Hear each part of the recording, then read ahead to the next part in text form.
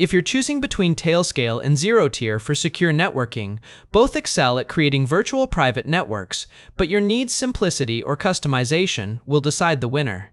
Tailscale, built on the WireGuard protocol, offers a user-friendly, zero-config VPN that's up and running in minutes. Log in with an SSO provider like Google or Okta, install the client, and devices connect seamlessly across platforms, even behind NATs, thanks to its robust NAT traversal.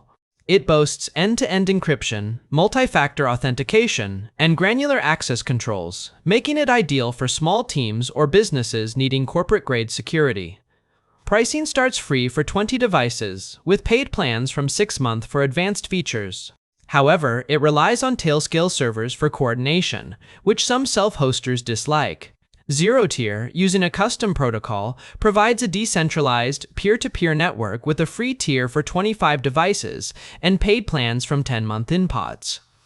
It's highly configurable, supporting IoT and complex setups, and allows self-hosted controllers for full control.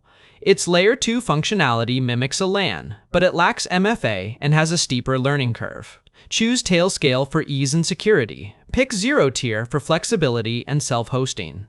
What's your priority, plug and play or control?